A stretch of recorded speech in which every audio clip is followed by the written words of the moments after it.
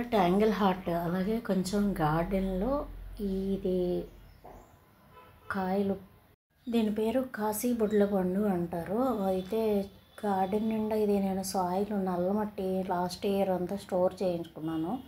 దాంట్లో అయితే వచ్చేసిందండి. ఇంకా తీయడం ఇష్టం లేదు. దీంట్లో కూడా చాలా మెడిసినల్ వాల్యూస్ ఉంటాయి.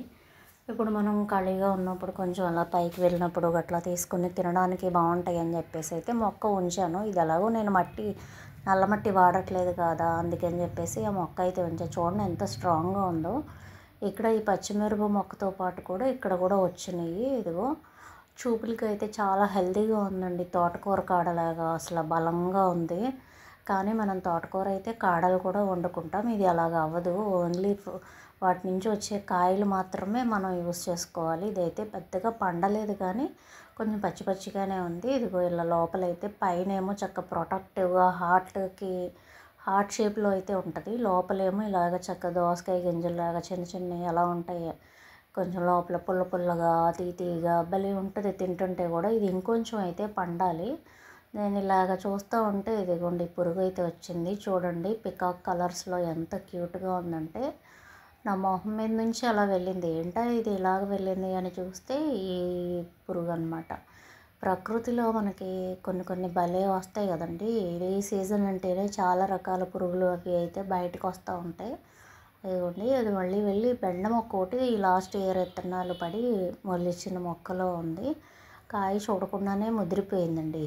ఇదిగో చక్కగా దగ్గరికి అయితే తీస్తే వెళ్ళిపోతుందేమో అనుకున్నాను కానీ వెళ్ళలేదు, బాగానే ఆగింది. ఇదైతే టచ్ మీ నాట్. నాకు బాగా నచ్చే మొక్కల్లో ఏదో టచ్ మీ నాట్. మనకి కొంచెం ఆట విడుపుగా ఉండాలి, మైండ్ రిలాక్సేషన్ కోసం అట్లాగా అనుకున్నప్పుడు ఈ టచ్ మీ నాట్తో ఆడుకోవచ్చు.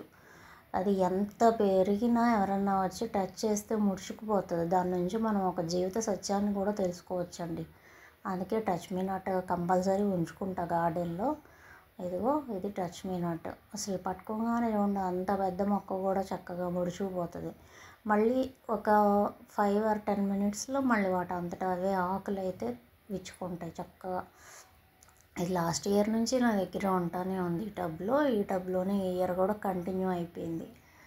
చూసారా ఆకులు మనం ఎన్ని పోషకాలు ఇచ్చినా ఎన్ని చేసినా మొక్కలు పెరుగుతాయా లేదా అనేది పక్కన పెట్టేస్తే ఈ మొక్కకు మనం ఏమీ చేయకపోయినా చక్కగా పెరుగుతుందండి. ఇది స్ట్రెస్ రిలీఫ్ అనే చెప్తాను నేనైతే. ఈ మొక్క చాలా ఎంత విసుగ్గా ఉన్నా ప్రశాంతంగా వెళ్ళి ఒక్క నిమిషం ఆ కోపాన్నో ఆ విసుగునో పక్కన పెట్టేసి దాని దగ్గర కూర్చున్నామనుకో అసలు నిజంగా ఎంత మనశ్శాంతిగా అనిపిస్తుంది అంటే ఏ ఆలోచన రాదు, అంత ప్రశాంతంగా ఉంటుంది.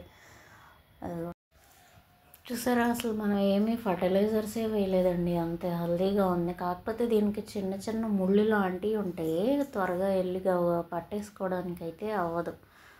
ఓకేనా, ఇది చిన్నగా అయితే ఇది అనిపించింది. తర్వాత అయితే నేను లాస్ట్ వీడియోలో మిస్ అయిన విషయం ఏంటంటే ఇది ఎందుకు చేస్తాను అంటే మొక్కల్లో నాకు ఎక్కువ సాలిపురుగులు అనేది వస్తున్నాయి.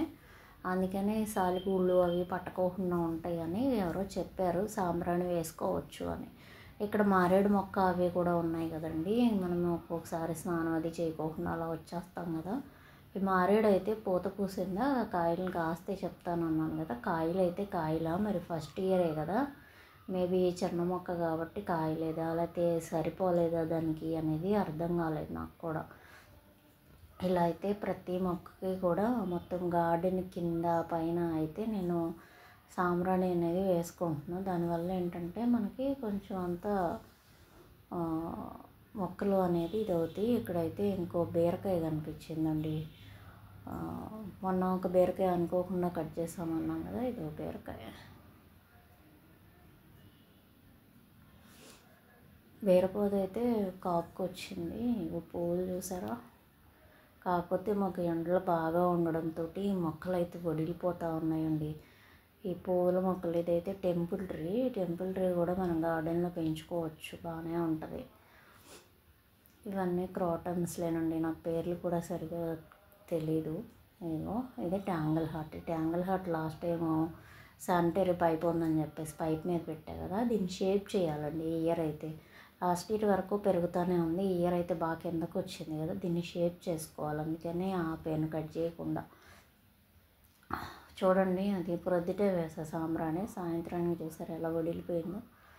అంతేనండి, ఈ మొక్కలు చాలా సెన్సిటివ్ ఉంటాయి. అందులో పైన టెర్రస్ అనేసరికి ఏమవుతుందంటే డైరెక్ట్గా సన్లైట్ పడిపోతూ ఉంటుంది కదా, అందుకని సగం కాయలేవు అనమాట. ఇదైతే లిల్లీ, ఈ ఇయర్ లిల్లీ కంటిన్యూస్గా ఇప్పటికి 4-5 మంత్స్ నుంచి ఒకటి రెండు పూస్తూనే ఉన్నాయి. ఇదిగోండి, ట్యాంగిల్ హార్ట్ నలిపితే కూడా మంచి స్మెల్ వస్తుందండి. ఇది ఈజీగా పెరుగుతుంది, ఎక్కడ పడితే అక్కడే ఉంది. నాకు గార్డెన్లో ఒక క్లారిటీ లేదు, అలాగ పిచ్చి పిచ్చిగా పెరుగుతూ ఉంది. సరేలే అసలు గ్రీనీగా ఉంటుందని ఉంచేసా. ఈ హ్యాంగింగ్ చేశాను చూసారా, ఇది కూడా అయితే ఒకటి ఉంది, ఒకటేమో పడిపోయింది గాలి వానకి. ఇదిగోండి, ఈ బాటిల్స్ అయితే ఎంత సాటిస్ఫాక్షన్ అంటే ఎదురుగుండా ఉంటాయి మామిడి చెట్టు కింద. చాలా హ్యాపీ, పైనుంచి కిందకి ఎలాడుతూ ఉంటాయి, చూడటానికి కూడా చాలా బాగుంటుంది. ప్రొద్దుటే లేచి రావడంతోనే ఫస్ట్ ఇవే కనబడతాయి. నాకు ఎంత ఇష్టమో ఇక్కడ ఈ ఎన్విరాన్మెంట్ అనేది.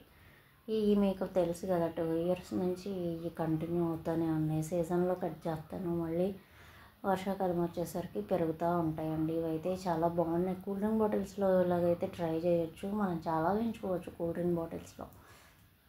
ఇవి అయితే ఇంకా గార్డెన్లో కొంచెం ఎండిపోయినవి అన్నీ తీయాల్సినవి ఉన్నాయండి. వీడియో నచ్చితే ఒక లైక్, షేర్, సబ్స్క్రైబ్ చేసుకుని బెల్ ఐకాన్ ప్రెస్ చేస్తే నా నోటిఫికేషన్స్ అనేవి మీకు వస్తాయి. ఇలాంటి మంచి మంచి వీడియోస్ అయితే మళ్ళీ ఇంకొకసారి ఇంకో మంచి వీడియోలో కలుసుకుందాం అండి. ఆఖరి వరకు చూసిన ప్రతి ఒక్కరికి థ్యాంక్ యూ సో మచ్.